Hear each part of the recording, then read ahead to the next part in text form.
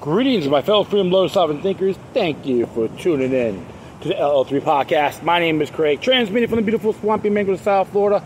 And today's date is Friday, March 26, 2021.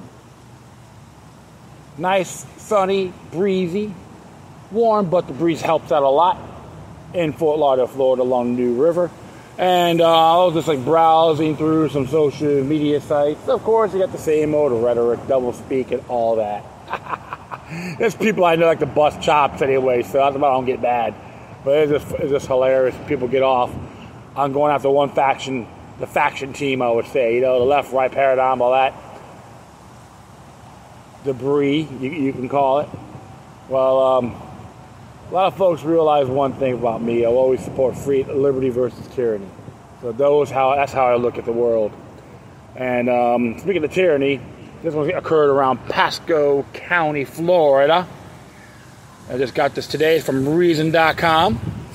And this one says here, Florida cops sued for hassling people over crimes they might commit in the future. This is by J.C. Tusil. It says here, predictive policing let authorities add a sciencey gloss to hammering people who rub them the wrong way. I remember I addressed this report about this. It's happening in Los Angeles as well a few years back. So it says here, predictive policing concept seemingly pulled straight into the 2002 popcorn flick Minority Report has become increasingly hot with law enforcement agencies over the past decade. The field tempts budget-minded office holders and cops alike with a sciencey promise to forecast where crimes will occur in the future and who will commit them, targeting risk while minimizing wasted resources. But it also holds the potential to justify hassling people based on what a computer program and biases entered as data say that they might someday do. So the whole thing is assumed. That's the basis of a recent lawsuit charging that a Florida Sheriff's Department has used predictive policing to harass the innocent. Predictive policing is the use of analytical techniques to identify promising targets for police intervention with the goal of preventing crime, solving past crime, and identifying potential offenders and victims. According to a 2013 Rand Corporation report, even in those early days of the field, though the report acknowledged that the very act of labeling areas and people as worthy of further law enforcement attention inherently raises concerns about civil liberties and privacy rights.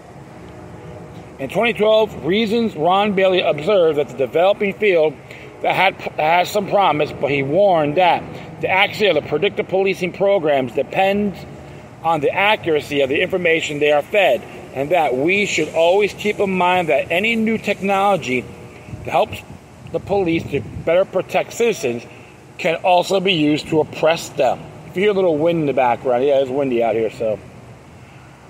Fast forward a few years, and we have those concerns fulfilled in spades. Pasco County Sheriff Chris Noco took office in 2011 with a bold plan to create a cutting-edge intelligence program that could stop crime before it happens. The Tampa Bay Times reported last September what he actually built was a system to continuously monitor and harass Pasco County residents. How does the Pasco County program live up to everybody's worst fear of acting on predictions of what people haven't done but might do? See, he's always assumed. Okay? That's the thing. First, the Sheriff's Office generates lists of people it considers likely to break the law based on arrest histories, unspecified intelligence, and arbitrary decision by police analysts. The newspaper noted that it sends deputies to find and interrogate anyone whose name appears without probable cause, a search warrant, or evidence of a specific crime. Make their lives miserable until they move or sue, is how a former deputy described the department's tactics to reporters. Now, a group of county residents, represented by the Institute of Justice is suing the county over the department's conduct. They describe years of harassing visits by cops who drop by because the system identified them as potential offenders. When the residents lost patience with the police, to the continued police presence in their lives, officers deploy the red tape of the endless regulatory state against them to encourage compliance or to simply cause pain. Court enforcement is a common tactic to compel cooperation, reports the Institute for Justice. One deputy said that they would literally go out there and take a tape measure and measure the grass if somebody didn't want to cooperate with us. In Robert's case, deputies cited him for tall grass, but failed to notify him of the citation. Then, when he failed to appear for a hearing that he was never told was happening, they arrested him for failure to appear. Can we say entrapment? Shoot. Citations didn't have to stick to work as intended. The slow torture of tickets, arrests, and disrupted lives drove some to pick up and move out of Pasco County to avoid harassment by that particular department, at least. The Pasco County lawsuit isn't the first filed over predictive policing, though it appears to be the only one today that addresses how the approach is used in practice. Given the field's relative youth, other lawsuits have sought transparency on just what sort of information and calculations are to be used to make predictions. Many civil liberty advocates are concerned that shiny tech talk is being used to add a scientific loss to what police already want to do. While the big data companies claim that their technologies can remove bias from police decision-making, algorithms rely on historical data risk reproducing those very biases. Worries Tim Lau of the Brennan Center for Justice, which sued the New York City Police Department for information about its predictive policing program. In numerous jurisdictions, these systems are built on data produced during documented periods of flawed, racially biased, and sometimes unlawful practices and policies. Argues a 2019 NYU Law Review article by researchers with the university's AI Now Institute. If predictive policing systems are informed by such data, they cannot escape the legacies of the lawful or biased policing practices that they are built on. Those policing systems can affect lots of lives, a lot of lives.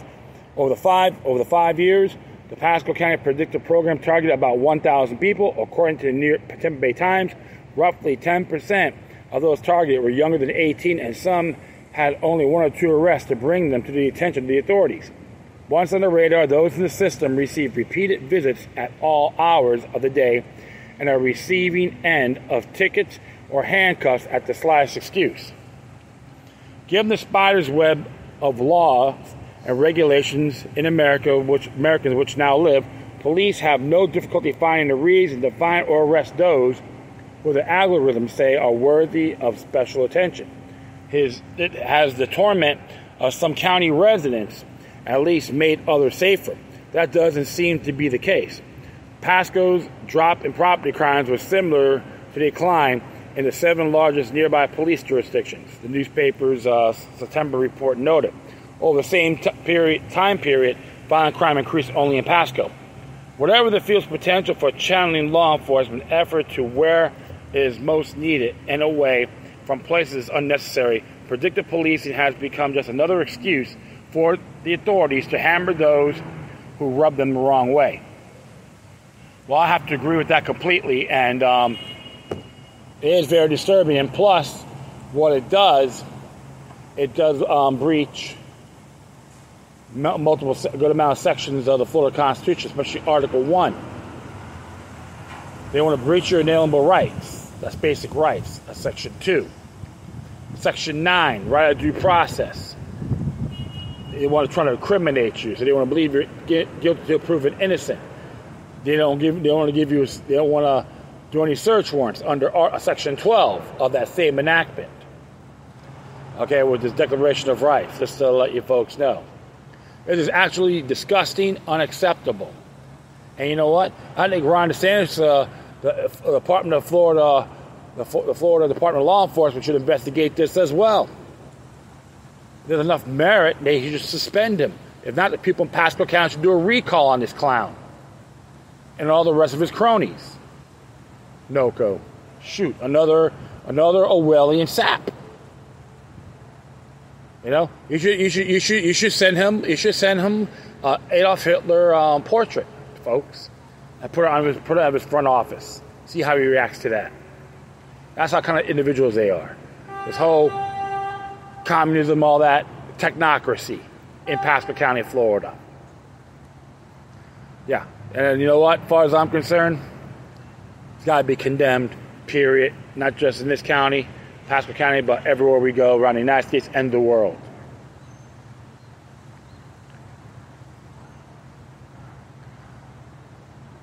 This is called tyranny. I say recall his ass. Call him out on it. No, resign. Recall. Shame him.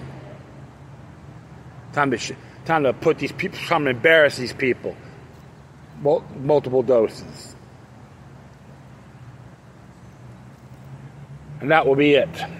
I thank everyone for listening. Plus, feel free to download and share us throughout your social media network. If you have any questions, comments, or anything interesting you want to check out, whatever you do, please send a correspondence with the Quorum. Furthermore, I'll leave the footnotes of this article on my speaker page. And if you want to, contact me, you can email me at lokilucknumber03@protonmail.com.